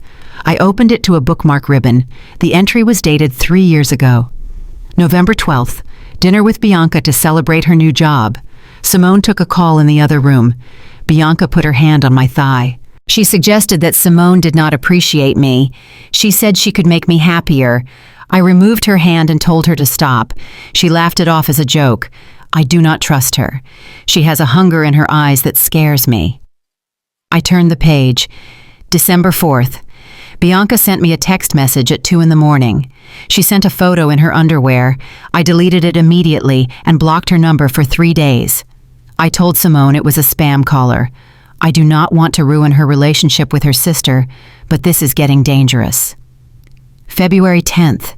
She came to my office unannounced. She tried to kiss me in the elevator. I pushed her away. I told her if she ever touched me again, I would tell Simone everything. She called me a prude. She said I was wasting my life with a frigid woman. I read the words through a veil of hot tears. Anger boiled in my veins. My sister, my own flesh and blood. She had been hunting my husband for years. She had disrespected my marriage and my home long before she forged that will. And Julian, my noble, silent Julian. He had borne the burden of her harassment alone to spare me the pain of knowing my sister was a snake. He had documented every text, every touch, every inappropriate comment. He had built a case against her, not for a judge, but for me. At the bottom of the box, there was a sealed envelope. On the front, in Julian's familiar looping handwriting, were the words, "To my wife." My hands shook so hard I almost dropped it. I carefully slit the envelope open and pulled out a single sheet of stationery. "My dearest Simone, if you are reading this, it means I am gone.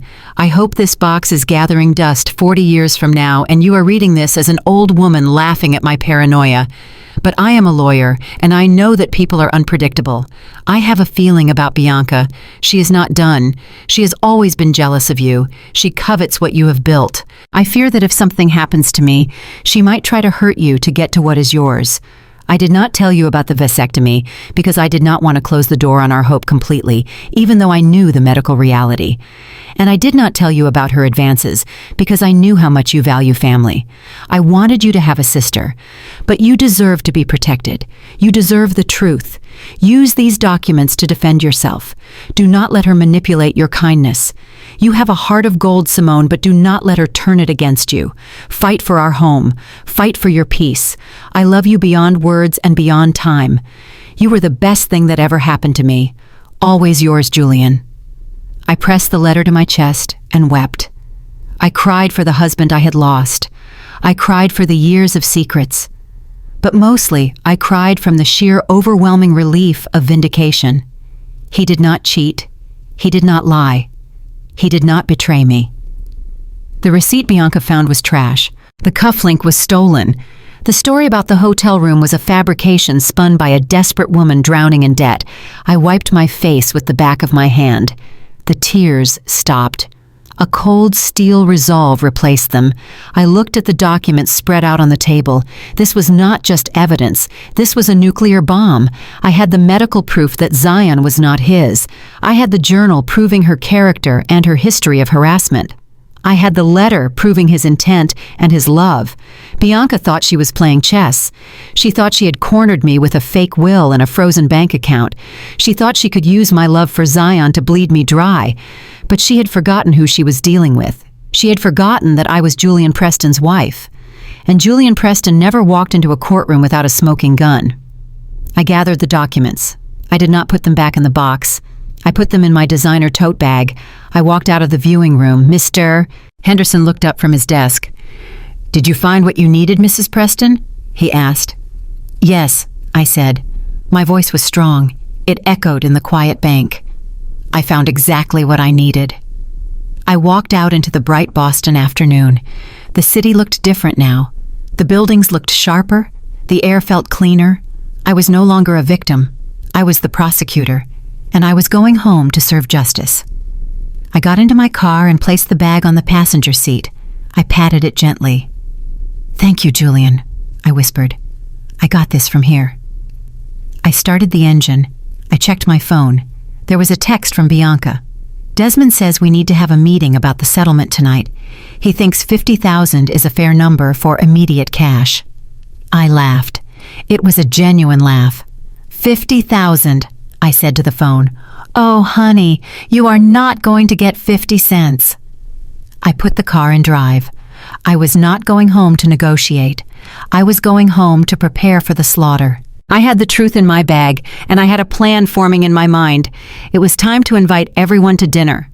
It was time to show the world exactly who Bianca Johnson really was. The drive back from the bank was the longest of my life. The leather tote bag on the passenger seat radiated heat like a reactor core. Inside were the papers that would save my life, the medical records, the journal, the letter from Julian. I had enough evidence to walk into a courtroom tomorrow and have the judge dismiss Bianca's case with prejudice. I could have the freezing order lifted by noon and my sister evicted by sunset. But as I navigated the winding streets of Boston, I realized that simple legal victory was not enough. If I just won in court, Bianca would spin it. She would tell our parents that I had used high-priced lawyers to cheat her son out of his inheritance. She would tell the church that I had forged the medical documents. She would play the victim for the rest of her life, and my parents would continue to enable her out of guilt. They would pressure me to give her money anyway to keep the peace. I needed to cut the head off the snake. I needed a victory so absolute and so public that no one would ever question Julian's integrity or my character again. I needed my parents to see their daughter not as a chaotic victim, but as the predator she truly was. I pulled into the driveway and sat for a moment. I checked my makeup in the mirror. I needed to look defeated. I needed to look like a woman who had been broken by the system. I let my shoulders slump. I rubbed my eyes until they were red. I practiced the tremor in my voice. I walked into the house. Bianca was in the kitchen eating a salad. She looked up when I entered. She had an air of expectancy about her. She knew I had been out, and she likely assumed I was scrambling for cash. "You look terrible," she said. She took a sip of iced tea. "Rough day at the office." I dropped my keys on the counter with a heavy clatter. I did not look at her. I walked to the sink and gripped the edge of the granite until my knuckles turned white. "I cannot do this anymore," I whispered. The silence in the kitchen was electric. I could feel Bianca's attention sharpen. "What did you say?" she asked. Her voice was cautious, but hopeful. I turned to face her. I let a tear slip down my cheek. It was a tear of rage, but she would interpret it as despair. "I said I cannot do this anymore, Bianca," I repeated. "Mrs. Vance fired me. My credit cards are declined. The bank is threatening to call in the line of credit on the business. You and your paralegal friend have successfully strangled me." Bianca smiled. It was a slow, satisfied smile that spread across her face like a stain. She set down her fork. "I told you, Simone," she said. "I told you that you could not fight the truth. Zion is Julian's son. The sooner you accept that, the sooner this pain stops." "I spoke to Mr. Vernon." I lied. "He says that given the backlog in probate court, it could take months to unfreeze the assets. I cannot survive months without access to my capital. I will lose my firm." "That is tragic," Bianca said. She did not sound sad at all. "So what are you proposing?" "I am proposing a settlement," I said. "I am waving the white flag. You win." Bianca stood up. She looked like she wanted to dance. "I knew it. I knew you would see reason. So when do I get the check?" "It is not that simple," I said. "Since the assets are frozen by court order, we need to file a formal agreement to get them released. Mr. Vernon is drafting a document that acknowledges Zion's paternity and grants a settlement from the estate." "How much?" Bianca demanded. Her eyes glittered with greed. $500,000, I said. Bianca gasped. She grabbed the counter for support. $500,000? Are you serious? "It is more than half the equity in the house," I said. "But I want to keep the house, so I will liquidate Julian's investment portfolio to pay you off. But I have conditions." "What conditions?" she asked suspiciously. "I want this to be done right," I said. "I want a formal signing. I want Mom and Dad here. I want Mr. Vernon here. And I want your lawyer, Mr. Desmond, here. We will have a dinner on Saturday night. We will sign the papers in front of everyone so there is no dispute later. And then on Monday morning, we will go to the judge together and lift the freeze." Bianca looked at me. She was searching for a trap. But her greed blinded her. She saw $500,000. She saw her debt to the loan shark vanished. She saw a life of luxury. "Saturday," she said. "That is in 2 days." "Can you wait 2 days for $500,000? I asked. "Yes," she said quickly. "Yes, I can wait. Saturday is perfect. Mom will be so happy. She just wants us to get along." I am doing this for the family, I said. I am doing this so Zion has a future. You are finally making sense, Bianca said. She walked over and patted my arm. It was a patronizing gesture that made my skin crawl. I am proud of you, Simone. It takes a big person to admit when they are beaten. You have no idea, I whispered. I walked out of the kitchen before I vomited. I went to my office and locked the door. I pulled out my burner phone. It was a prepaid phone I had bought at the drugstore on my way home. I did not want this call on my main record. I dialed Ronnie's number. It is me, I said when he answered. The trap is set. The dinner is Saturday night at 7. Is she biting? Ronnie asked. She swallowed the hook, the line, and the sinker, I said. She thinks she is getting $500,000. She will be there with bells on. And the guest of honor? Ronnie asked. That is your job, I said. I need Darius there, Ronnie. I need him to walk through that door at exactly 7:30. Darius is a loose cannon, Ronnie warned. He is asking for money. He says $10,000 is the price of admission. Pay him, I said. $10,000 is a lot of cash, Ronnie said. It is cheaper than losing my house, I said. And it is cheaper than letting my sister ruin my life. Offer him $5,000 now and $5,000 when he finishes the job. Tell him I want him to bring proof. Photos, texts, anything that proves he and Bianca were together when Zion was conceived. He has it, Ronnie said. He showed me a photo on his phone. It is a picture of him and Bianca holding a positive pregnancy test, time-stamped and geotagged at her old apartment. Perfect, I said. That is the nail in the coffin. Get him here, Ronnie. Make sure he is sober enough to talk but angry enough to cause a scene. Tell him Bianca is about to sign a deal that cuts him out completely. Tell him she is getting $500,000 and planning to leave the country. That will light a fire under him. You are playing a dangerous game, Mrs. Preston, Ronnie said. There was admiration in his voice. If this goes sideways, you have a violent felon in your dining room. I have security, I said. I want you there too. Bring a friend. Wait in the kitchen. If Darius gets physical, you take him down. But let him talk first. I want my parents to hear every word. Copy that, Ronnie said. We will be ready. I hung up the phone and destroyed the SIM card. I threw the pieces in the trash can. I sat back in my leather chair and looked at the portrait of Julian hanging on the wall. He looked so dignified, so calm. I am sorry I have to do this to your memory, I told the painting. I am sorry I have to bring this filth into our home, but it is the only way to clean the wound.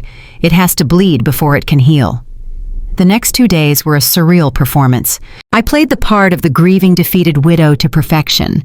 I called my mother and told her I was settling. She cried with relief. She told me I was a saint. She told me Julian would be smiling down on us. We will bring the wine, she said. We should celebrate this new chapter. Yes, I said. It will be a night to remember. Bianca was walking on air. She spent the days shopping online with credit cards she expected to pay off on Monday. She was nicer to me than she had been in years. She even offered to cook dinner on Friday, but I declined. I did not want to eat anything she prepared. I spent my time preparing the evidence. I scanned the medical records and the journal pages. I created a slideshow on my laptop. I connected it to the large television in the dining room. I hid the file in a folder named Zion's Trust Fund. Saturday arrived with a gray, heavy sky. It felt ominous. The air was thick with humidity. I spent the afternoon cooking. I made Julian's favorite meal, roast chicken with rosemary, garlic mashed potatoes, glazed carrots. It was comfort food. It was the food of family gatherings. At 6 o'clock, I went upstairs to dress. I chose a dress that was severe and black. It had long sleeves and a high neck. It was the dress of a judge. I heard the doorbell ring at 6:45. My parents were early. I heard my mother's voice in the foyer cooing over Zion. I heard my father's deep laugh. I took a deep breath. I looked at myself in the mirror. Showtime, I whispered. I walked down the stairs. My mother was holding a bottle of sparkling cider. She hugged me tightly. I am so proud of you, Simone, she said. You are keeping the family together. I am doing what is necessary, I replied. Mr. Vernon arrived at 7. He looked grim. I had briefed him on the plan, but he was still nervous about the theatrics. He carried his briefcase like a shield. Are you sure about this, Simone? He whispered as I took his coat. Trust me, I said. Just have the real papers ready. Desmond arrived a few minutes later with Bianca. He was wearing a cheap suit that smelled of dry cleaning fluid. He looked smug. He looked like a man who thought he had just won the lottery. "Mrs. Preston," he said, offering a limp hand. "A pleasure to finally meet under better circumstances." "Indeed," I said. I did not shake his hand. We moved to the dining room. I had set the table with my best china. The candles were lit. The food was arranged on platters. It looked like a Thanksgiving dinner. Bianca sat at the head of the table opposite me. She looked radiant. She was wearing a white dress. She looked like a bride. She bounced Zion on her knee. "Let us say grace," my father said. We bowed our heads. My father prayed for peace. He prayed for blessings. He prayed for the future of his grandson. "Amen," we all said. "So," Desmond said, reaching for a roll, "shall we get the business out of the way before we eat? My client is eager to conclude this matter." "Of course," I said. "I have prepared a presentation. I think it is important that we all understand exactly what we are agreeing to." "A presentation?" Bianca laughed. "Always the designer. Do we really need a slideshow for a check?" "Yes," I said. "We do." I picked up the remote control. I pointed it at the television screen mounted on the wall. "This is the story of Zion," I said, "and the legacy of Julian Preston." I pressed the button. The screen flickered to life. At that exact moment, the front door crashed open. The sound echoed through the house like a gunshot. "Nobody sign anything!" A voice roared from the foyer. Bianca dropped her fork. Her face went from radiant to ash gray in a split second. Heavy boots stomped on the hardwood floor. Darius marched into the dining room. He was wearing a leather jacket, and he looked furious. Ronnie was a few steps behind him, looking calm and dangerous. "Darius!" My mother gasped. "What are you doing here?" Darius ignored her. He looked straight at Bianca. "You thought you could cut me out," he shouted. "You thought you could take the money and run." "Who is this?" Desmond squeaked. He looked terrified. "I am the father," Darius announced. He slammed his fist onto the dining table, making the crystal glasses jump. "I am Zion's father, and this whole thing is a lie." The room went silent. The trap had sprung, and now the wolves were eating each other. The silence that followed Darius's entrance was not peaceful. It was the heavy, suffocating silence of a bomb that had just detonated, but had not yet cleared its smoke. My mother sat with her hand clamped over her mouth. My father stared at the tattooed man in the leather jacket with a mixture of confusion and horror. Desmond the paralegal looked like he was calculating the distance to the nearest exit, but Bianca was the one to watch. The color had drained from her face so completely that her makeup looked like a mask painted on a corpse. She stood up so abruptly that her chair tipped over backward and crashed onto the floor. "Get him out of here!" she shrieked. Her voice was shrill and unrecognizable. "He is drunk! He is high! Do not listen to a word he says!" Darius laughed. It was a bark of pure malice. He walked around the table, ignoring Ronnie, who stood by the door like a sentinel. Darius grabbed a crystal goblet of wine and downed it in one swallow. "I am stone-cold sober, Bianca," Darius said. He slammed the glass down. "But I am not stupid. You told me you were cutting a deal tonight. You told me you were getting $500,000, and you thought you could pay me off with pocket change." "He is lying," Bianca yelled. She looked at our parents. "He is a criminal, Mom. He is just trying to shake us up. Ronnie, get him out of here." Ronnie did not move. He crossed his huge arms over his chest and looked at me. "I think we should hear what he has to say," I said calmly. My voice cut through the panic like a blade. I remained seated at the head of the table. I did not look frightened. I looked like a judge presiding over a sentencing hearing. "He is the father," I said. "Isn't that right, Darius?" "Damn right I am," Darius sneered. He looked at Zion, who was now crying in his high chair. "That is my boy. Look at him. He has my chin. He has my ears. We knew it from day one. Bianca came to me with the plan right after the funeral. She said your husband was dead and he was rich and he did not have any kids. She said it was a victimless crime. "Shut up," Bianca screamed. She lunged across the table, trying to claw at his face. "Shut up, you traitor!" Ronnie moved with the speed of a striking cobra. He stepped forward and restrained Bianca gently but firmly, pulling her back from the table. "Sit down," Ronnie growled. "This is insane," Desmond stammered. He gathered his files. "I cannot be part of this. I am leaving." "Sit down, Desmond," Mr. Vernon said. His voice boomed with authority. "Unless you want me to report you to the Bar Association for facilitating fraud, I suggest you stay until Mrs. Preston is finished." Desmond collapsed back into his chair. He looked like he was about to vomit. "Thank you," I said. I picked up the remote control again. Bianca asked why we needed a presentation. "I think now is the perfect time to show you." I pressed the button. The large television screen on the wall illuminated the dim room. "Slide 1, I announced. The image was high resolution and crystal clear. It was a medical record from Massachusetts General Hospital. The header showed Julian's name and date of birth, but the center of the document was highlighted in bright yellow. "This is a surgical report from 3 years ago," I explained. I kept my eyes locked on my mother. "Read the date, Mom. It is 2 years before Zion was conceived." My mother squinted at the screen. "Bilateral vasectomy," she read aloud. Her voice trembled. "Confirmed azoospermia." "Julian was sterile," I said. "He had a medical condition that required surgery, and he chose to have a vasectomy to protect his health. He could not father children. It was biologically impossible for him to be Zion's father." My father let out a sound that was half gasp and half sob. He looked at the document, and then he looked at Bianca. "You knew," my father whispered. "You knew he was not Julian's." "It is a fake," Bianca cried. She was struggling against Ronnie's grip. "She forged it. She paid a doctor to fake it." "Slide 2, I said. I pressed the button again. The screen changed. This time it showed a series of text messages. They were screenshots taken from Bianca's phone, which Ronnie had managed to clone during his investigation. The messages were between Bianca and her friend Jenna. I read them aloud so there would be no confusion. Message 1 from Bianca. "The widow is so stupid. She actually believes I am sad. I am going to take her for everything she has." Message 2. "Once I get the house, I am going to sell it, and we are going to Vegas. I just need to find someone to fake the signature on the will. Do you know that guy Dave from art school?" Message 3. "The baby looks enough like Julian if you squint. Dark skin, curly hair, nobody will question it. Black people do not ask for DNA tests when there is money involved." The room was so quiet I could hear the hum of the refrigerator in the kitchen. The cruelty of the words hung in the air.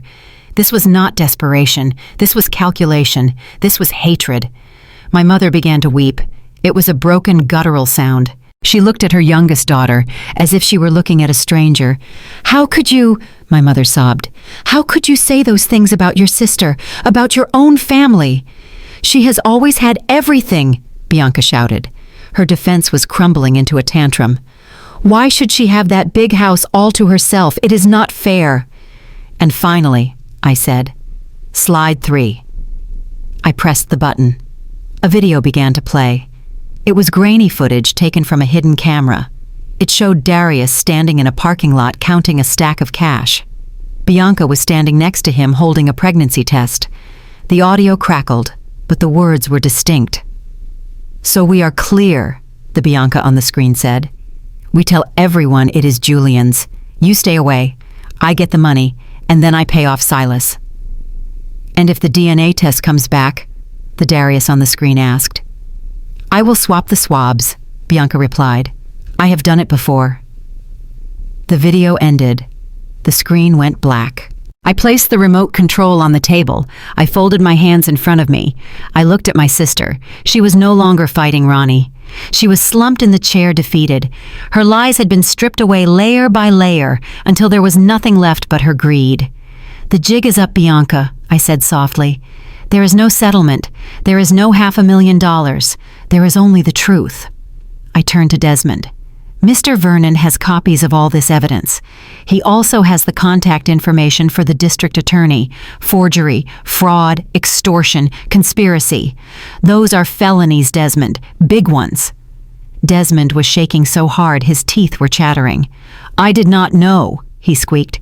"She told me it was legitimate. I am a victim here too." "Get out," I said. "Leave my house before I decide to add you to the indictment." Desmond grabbed his briefcase and ran. He did not look back. The front door slammed shut behind him. Now it was just family, and the father of the child. "And you," I said to Darius. "Ronnie has your money in the kitchen, $5,000. Take it and go. If I ever see you near my property again, I will give this video to the police and add your name to the fraud charges." Darius smirked. He looked at Bianca with disgust. "Pleasure doing business with you, Mrs. Preston. You are a lot smarter than your sister." He grabbed a dinner roll from the basket, took a bite, and walked out. Now there were 4 of us. Me, my parents, and Bianca. Bianca looked up. Her eyes were red and swollen. She looked at our parents, expecting them to rush to her side, expecting them to make excuses like they always did. "Mom," she whimpered, I was in debt. I was scared." My mother stood up. She walked over to Bianca. For a moment I thought she was going to hug her, but she stopped a foot away. "You used my grandson," my mother said. Her voice was ice cold. "You used that innocent baby as a weapon against your sister. You defiled Julian's memory, and you laughed about it." "I am sorry," Bianca cried. "I am so sorry." "Sorry does not fix this," my father said. He stood up too. He looked older than I had ever seen him. "We gave you everything, Bianca. We bailed you out. We paid your rent. We made excuses for you. And this is how you repay us, by trying to destroy Simone." "I have a proposal," I said. They all turned to look at me. "I have prepared 2 envelopes," I said. I pulled them from under my placemat. Envelope number 1 contains a criminal complaint. It is filled out and ready to be filed with the Boston Police Department. It charges Bianca Johnson with grand larceny, forgery, and identity theft. If I file this, you will go to prison for at least 5 years. Maybe 10, given the amount of money involved. Bianca flinched as if I had hit her. "Envelope number 2, I continued, holding up a thicker packet, "contains a legal agreement. It states that you admit to the fraud. You relinquish all claims to the estate. You grant full legal guardianship of Zion to a court-appointed trustee until you complete a rehabilitation program." "You want to take my son," Bianca whispered. "I want to save him," I corrected. "You are an addict, Bianca. You are addicted to gambling, and you are addicted to chaos. You owe $75,000 to a loan shark named Silas. Do not look surprised. Ronnie found everything." My parents gasped. "Gambling," my mother breathed. "The agreement says I will pay off your debt to Silas directly," I said. "Not a penny goes to you. I will pay for a rehab facility in Vermont. You will go there for 6 months. You will get clean. You will get therapy. And you will work to pay back every cent you tried to steal." "And if I say no?" Bianca asked. "Then I call the police right now," I said. "And Zion goes into foster care because his father is a felon and his mother is in a jail cell." I tossed the 2 envelopes onto the table in front of her. They landed with a heavy thud. "Choose," I said. "Prison or redemption. Those are your only options." The room held its breath. The candles flickered. Zion let out a soft coo from his high chair, unaware that his entire future hung in the balance of his mother's next breath. The ultimatum hung in the air, like smoke. Bianca looked at the 2 envelopes on the mahogany table. She looked at the criminal complaint that would end her life as she knew it, and then she looked at the agreement that would save her soul but strip her of her freedom. She looked at our parents, but for the first time in 30 years, they remained silent. They did not rush to save her. The video of Darius counting cash and the text messages about waiting for Julian to die had finally broken their blind loyalty. Bianca sank to her knees. It was not a theatrical gesture this time. It was the collapse of a woman who had run out of road. She grabbed the pen from the table with trembling fingers. She did not read the terms. She knew I was not bluffing. She signed her name on the dotted line. "I will go," she whispered. Tears dripped onto the legal document. "I will go to the rehab center. Please just take care of Zion. Do not let Silas hurt him." "Silas will be paid tonight," I said. I took the signed agreement and placed it in my folder. I will wire the funds directly to his associate. You will never see a dime of that money. And the trust for Zion will be managed by Mr. Vernon. You will not have access to it. Not for rent, not for groceries, not for a stick of gum. If you want money, you will earn it after you get clean. I turned to Ronnie. Please escort my sister to her room to pack a bag. You will drive her to the facility in Vermont tonight. Do not stop. Do not let her make any calls. Ronnie nodded and lifted Bianca to her feet. She looked small and broken. She did not look back at me as she was led away. The front door closed, and the silence returned. Now it was just me and my parents. My mother dabbed her eyes with a handkerchief. She looked aged and fragile. I am glad we avoided the police, she said softly. It is better this way. We can heal now. We can put this behind us. No, I said. My mother looked up, startled. What do you mean, Simone? It is over. The fraud is over, I said. I stood at the head of the table and looked down at them. But the healing cannot happen yet. Not with you. Simone, my father said warningly, we are your parents. We supported you. You enabled her, I corrected him. My voice rose. For 30 years you taught Bianca that she could do no wrong. You taught her that her failures were always someone else's fault. You paid her debts. You hid her mistakes. You created a monster who thought it was acceptable to steal her sister's home and slander a dead man. We were trying to protect her, my mother cried. She is the baby. She needed more help than you. And look where that help got her, I said. I pointed to the empty chair where Bianca had sat. She is a gambling addict who owes money to the mob. She almost went to prison tonight because you never let her face a single consequence in her life, and you almost let her destroy me. You asked me to give her money. You asked me to let her live here. You prioritized her comfort over my safety and my husband's legacy. We did not know, my father stammered. You chose not to know, I said, because the truth was too ugly. Well, I am done protecting you from the ugly truth. I love you both, but I cannot be around you right now. I cannot look at you without seeing how ready you were to sacrifice me to save her. You are kicking us out, my mother asked. She looked horrified. I am setting a boundary, I said. I need time. I need space to grieve my husband properly without defending his memory from my own family. I will ensure Zion is cared for, and I will update you on his progress. But for now, I need you to leave. They stood up slowly. They looked like strangers in the house they had visited for a decade. They walked to the door in silence. Before they left, my father turned back. You are just like Julian, he said. Tough as nails. Thank you, I said. I take that as a compliment. I locked the door behind them. I was alone in the big Victorian house, but for the first time since the funeral, it did not feel empty.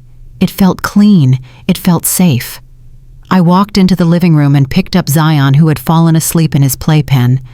I held him close to my chest and smelled his baby shampoo. It is just us now, little man, I whispered. And we are going to be just fine. 1 year later, the world had turned. The spring sun was warm on my face as I stood in the garden. The daffodils Julian had planted were in full bloom. They were a riot of yellow trumpets announcing that winter was over. They danced in the breeze, resilient and bright. I took a sip of my iced tea and looked out at the lawn. Zion was 2 years old now. He was toddling across the grass, chasing a butterfly. He was safe. He was happy. Bianca was 6 months sober and living in a halfway house. She was working as a receptionist, and we were slowly, very slowly, rebuilding a relationship based on truth rather than need. The house was mine. The business was thriving. Mrs. Vance had even called me back to apologize and offer me a new contract. My phone buzzed in my pocket. I pulled it out and saw a name that made me smile. Michael. He was a professor of ethics at Boston University. We had met at a fundraiser for the foundation I started in Julian's name. He was kind, he was smart, and he understood that loving me meant respecting the memory of the man who came before him. I am on my way, the text read. I am bringing wine and that book I told you about. I typed back, I will be waiting. I looked up at the sky. It was a brilliant, aching blue. "I did it, Julian," I said to the wind. "I protected the house. I protected the boy. And I protected myself." I felt a sudden warmth surround me like a familiar embrace. I knew he was there. He had left me the tools to fight the war, but I had found the strength to win the peace. I watched the daffodils sway. Life was different now. It was not the life we had planned, but it was a good life. It was a life built on honesty. It was a life built on boundaries. And as I watched Zion laugh and fall into the soft grass, I knew that the best chapters were still yet to be written. The moral of the story. This journey taught me that true love protects you even from beyond the grave. Julian's foresight wasn't just about legal papers. It was his final act of care ensuring I wouldn't face the storms alone. I learned that family isn't just about blood, it's about respect, boundaries, and loyalty. Sometimes the most empowering thing you can do is say no to toxicity, even when it shares your last name. By standing up for the truth, I didn't just save my home. I honored my husband's legacy and reclaimed my own peace. Protect your peace, it's your most valuable asset.